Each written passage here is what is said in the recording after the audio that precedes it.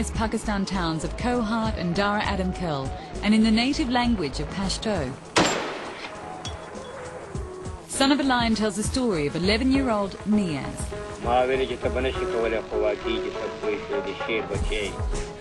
Niaz doesn't want to follow in the footsteps of his father, a weapons maker. He dreams of going to school, just as his mother had wanted. But Niaz's father, Shah Alam, a former Mujahideen fighter, wants his son to toughen up. The family debate soon widens to the local community.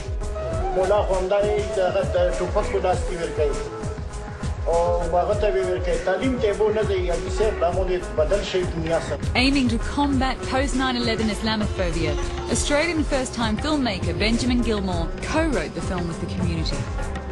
And using non-actors, they filmed in secret. Lara?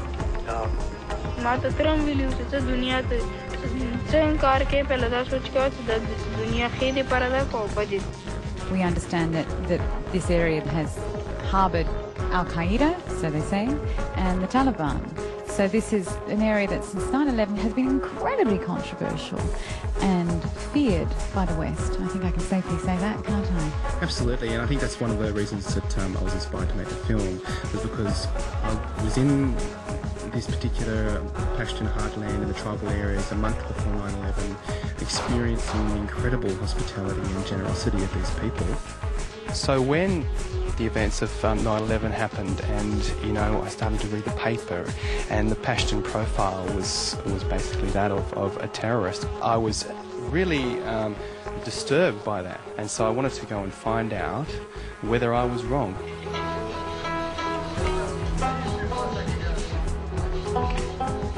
And you had to go incognito, didn't you? Yes, well, I grew a beard naturally, and I wore traditional costume, the Pashtun costume, the shalwar kameez and a turban, pakal hat. In addition to that, my local contacts there taught me a little bit about how to behave like a Pashtun, how to walk like a Pashtun, kind of a bit rough, But the reason why it was shot undercover was because journalists are not allowed into the tribal areas, even journalists from other parts of Pakistan.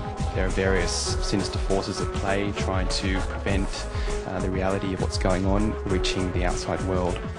How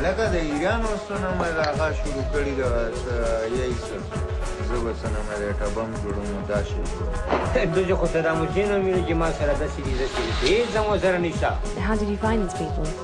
We used to just drive around picking up characters. In the car, I couldn't put up advertisements in the local paper to audition. It was done in secret.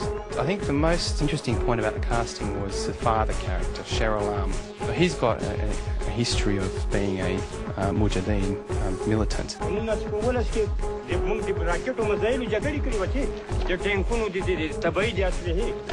So when he describes his story to Niaz using a Pepsi bottle, this was actually a story he told me one night as we sat around drinking tea.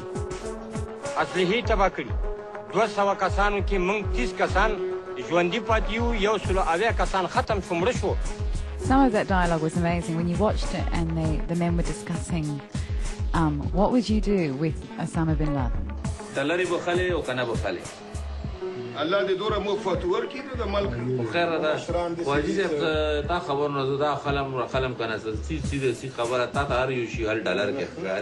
None of those dialogues were fed to them.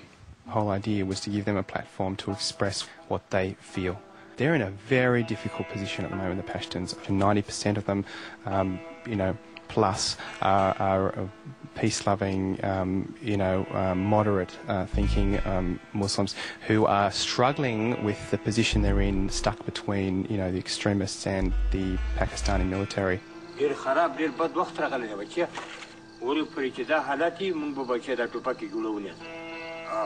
Since the actors weren't actors, was it easy to get those authentic acting scenes out of them?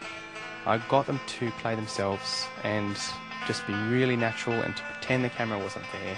Shah Alam, for example, the father character, had only ever seen one film in his entire life. Rambo 3. He saw it shot in Afghanistan, and he was played the film later on and was very impressed. What does this one? It's blue light. What does it do? Turns blue.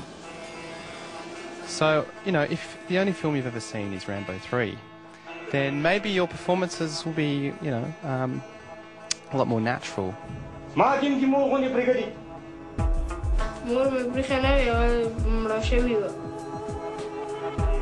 What was your most memorable moment while filming?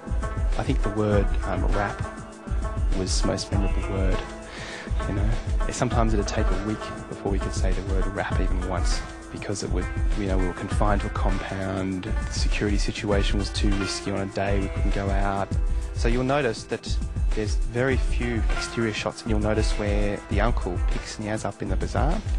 The bazaar shot is from a high up window. The next shot's from inside the back seat of the car.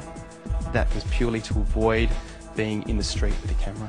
Just curious how much it cost to make the film.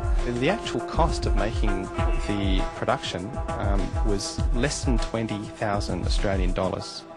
And of course the post-production was $500,000, because, you know, being an unprofessional filmmaker, my footage was quite rough.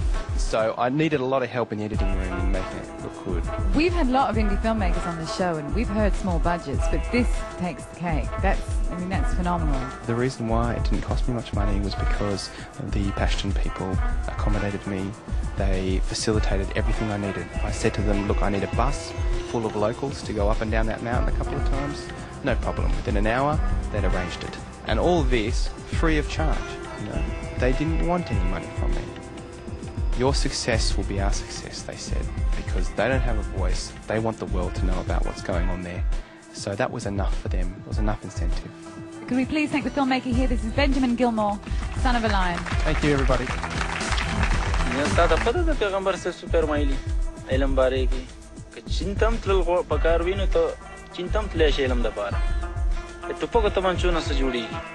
How would you rate the film out of 10 and why? I would rate it at 10. It was just very powerful and it made me cry. Considering that it was one camera, it was and all undercover and